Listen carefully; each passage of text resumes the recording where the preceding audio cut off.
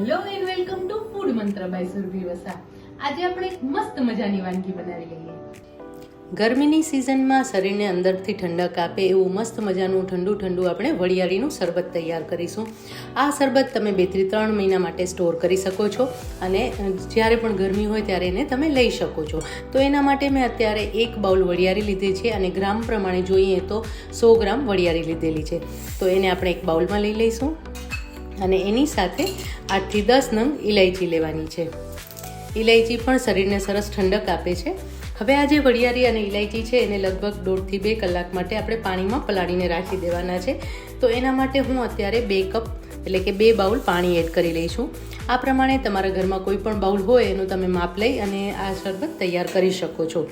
અને આ શરબતની ખાસ વાત એ છે કે અત્યારે આ શરબત આપણે ખડી સાકરમાંથી બનાવી રહ્યા છીએ, એટલે કે ખાંડમાંથી નથી બનાવી રહ્યા, જેના કારણે આ જે શરબત છે એકદમ શરીર માટે ઠંડુ થઈ જશે.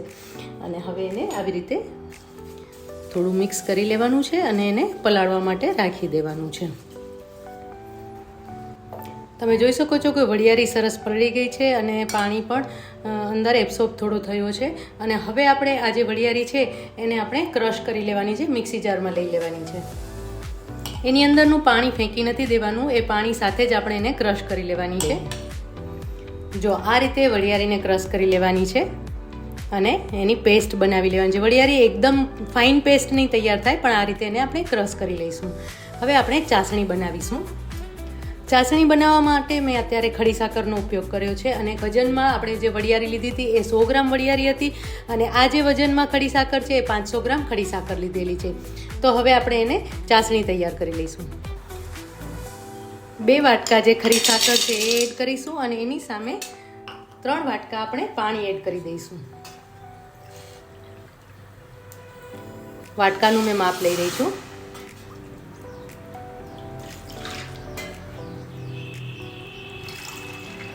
ત્રણ વાટકા મેં પાણી એડ કરી દીધું છે. હવે આ જે ખડી સાકર છે એને ઓગળવા દઈશું.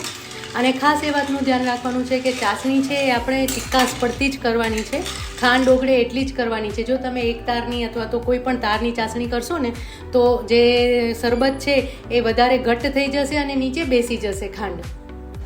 જો જે સાકર છે એ સરસ ઓગળી ગઈ છે, પણ આની અંદર સાકર ખડી સાકર જ્યારે પણ આપણે લેતા હોય ને ત્યારે એની અંદર થોડો કચરો આવતો હોય છે. તો એ કચરો દૂર કરવા માટે આપણે 1 ચમચી દૂધ એડ કરીશું.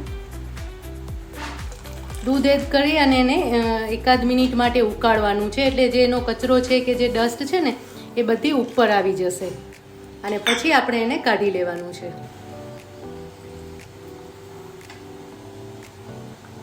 જો તમને દેખાઈ રહ્યું છે ને કે આ એકદમ કચરો જ છે, આ રીતે આપણે બધું જ કાઢી લેવાનું છે, જેથી કરીને જે ચાસણી છે એકદમ સરસ તૈયાર થઈ જશે અને એની અંદરનો જે પણ કચરો હશે એ પણ બધો દૂર થઈ જશે. બધી ડસ્ટ દૂર થઈ ગઈ છે, કચરો બધો જ દૂર થઈ ગયો છે અને ચાસણી તૈયાર થઈ ગઈ છે. હવે આ તમે જોઈ શકો છો કે અત્યારે આ જે ચાસણી છે એ કોઈ પણ એક પણ તારની ચાસણી નથી તૈયાર થયેલી, ખાલી આમ ચિક્કાસ પડતી. અને જો તમને મારા હાથમાં શાઇનિંગ પણ દેખાતી હશે, બસ આ રીતની ચાસણી તૈયાર થયેલી હોવી જોઈએ. આ ચાસણી તૈયાર થઈ ગઈ છે. હવે આપણે જે મિશ્રણ તૈયાર કર્યું હતું, એટલે કે વરિયાળીનું જે મિશ્રણ તૈયાર કર્યું હતું એ એની અંદર આપણે ઉમેરી દેવાનું છે. ઘણા લોકો એવું પણ કરતા હોય છે કે આ જે વરિયાળી ક્રશ કરેલી હોય ને એનું પાણી કાઢી અને એ ઉમેરતા હોય છે, પણ હું તો આ વરિયાળીનું જે મિશ્રણ છે એ જ ઉમેરી દઉં છું. અને પછી જે આપણી ચાસણી તૈયાર થશે ને, જે મિશ્રણ તૈયાર થશે ને એને હું ગાળી લઈશ. આમ કરવાથી વરિયાળીનો સ્વાદ વધારે સરસ આવે છે અને એકદમ સરસ વરિયાળીનું શરબત તૈયાર થતું હોય છે. એક વખત આ રીતથી તમે ટ્રાય કરજો તો તમને ફરક ખબર પડશે કે વરિયાળીનું શરબત કેટલું ટેસ્ટી તૈયાર થાય છે. હવે આ જે મિશ્રણ છે એને આપણે 1 મિનિટ માટે ઉકાળી લઈશું અને પછી એને ઠંડુ થવા દેવાનું છે. લગભગ 2 થી 3 કલાક સુધી ઠંડુ થવા દેવાનું છે અને પછી ગાળી અને એને એરટાઇટ કન્ટેનરમાં તમે ભરીને રાખી શકો છો. તો અત્યારે જે આ મિશ્રણ છે આને આપણે 1 મિનિટ માટે ગરમ કરીશું, કારણ કે વરિયાળી જ્યારે આપણે ક્રશ કરી ત્યારે પણ એની અંદરનું જે પાણી હતું એ પણ પાણી એકવાર કૂક થઈ જાય, જેથી કરીને શરબત આપણું બગડે નહીં.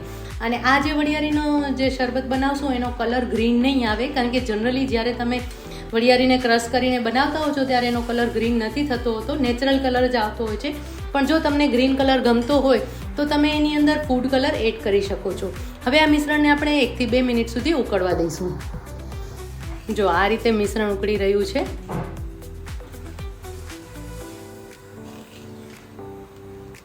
આ મિશ્રણ ઉકળે ને પછી પણ એને આવી રીતે હાથમાં લઈ અને ચિકાસ ચેક કરવાની છે. હજી થોડું આપણે ઉકાળવું પડશે, કારણ કે જો તમે જોઈ શકો છો કે શાઇનિંગ નથી દેખાતી હાથમાં શાઇનિંગ દેખાય ત્યાં સુધી આપણે એને કૂક કરવાનું છે. એટલે હજી આપણે 2 થી 3 મિનિટ સુધી આપણે એને કૂક કરી લઈશું. તમે જોઈ શકો છો કે હવે સરસ ચિકાસ આવી ગઈ છે. હવે ફ્લેમ ઓફ કરી દઈશું અને આ જે મિશ્રણ છે એટલે કે વરિયાળીના શરબતનું જે મિશ્રણ છે એને આપણે ઠંડુ થવા દઈશું. લગભગ 3 થી 4 કલાક સુધી આપણે એને ઠંડુ થવા દેવાનું છે અને પછી આપણે એને ગાળી લઈશું. મિશ્રણ ઠંડુ થઈ ગયું છે, હવે એને ગાળી લઈએ. એટલે કે વરિયાળીનું શરબત જે આપણે ઠંડુ કરવા રાખ્યું હતું એ સરસ ઠંડુ થઈ ગયું છે અને હવે એને ગાળી લેવાનું છે.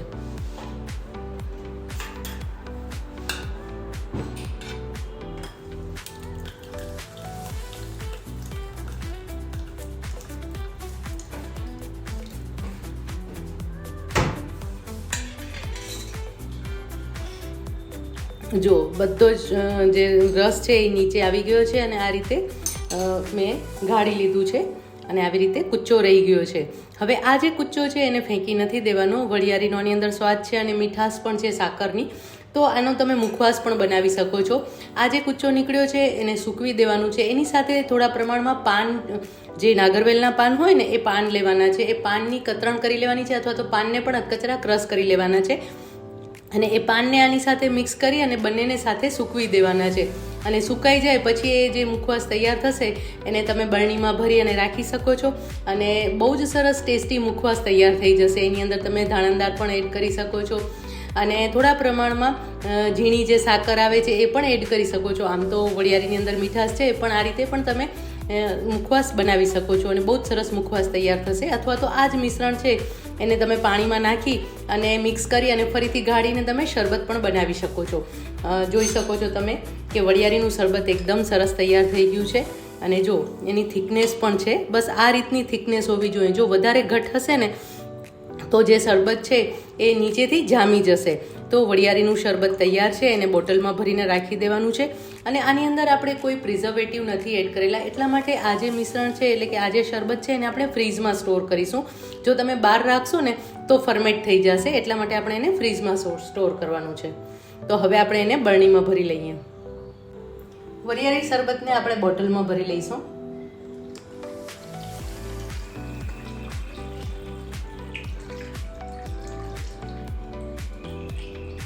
અને આ શરબતને આપણે ફ્રીઝમાં સ્ટોર કરવા માટે રાખી દઈશું. વરિયાળીનું શરબત આપણે બનાવી લઈએ. 2 ચમચી જેટલું આપણે વરિયાળીનું શરબત લઈશું અને એની અંદર એકદમ ઠંડુ પાણી એડ કરીશું. આઈસ નાખવાની જરૂર નથી, કારણ કે વરિયાળી પોતે જ બહુ જ ઠંડી છે એટલે મસ્ત મજાનું શરબત તૈયાર થઈ જાય છે.